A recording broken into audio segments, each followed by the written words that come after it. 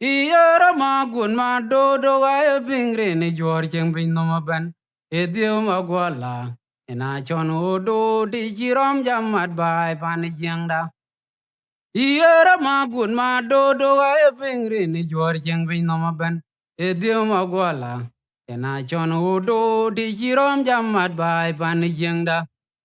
Iyara ma gun ma do ga e pingre ni jor cheng pin no ma ban. E dio ma gwala. Ina chon odo di jirom jamat bai pan jengda. Iye o jong ma kering dan jin to ganai.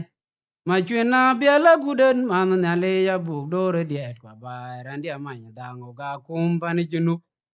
Iye o jong ma kering dan jin to ganai. Ma chwena biala guden man na le ya buk dore diet kwa bai ran dia ma dango ga kum pan jinu. En je ton oi ba chen ma kiri cheng gan pan jeng da. Nyali jo den ko kaba ka poin ya du tong nyali wa jam dia la man pi dia.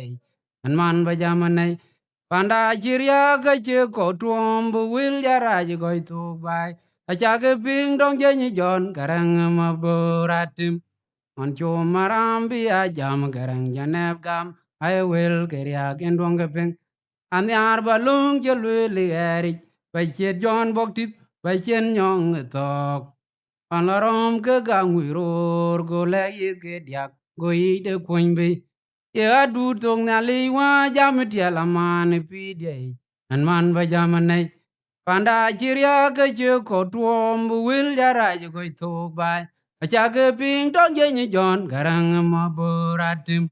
On chu maram bi a jam garang janep gam. A wel ke riak en dong ke ping.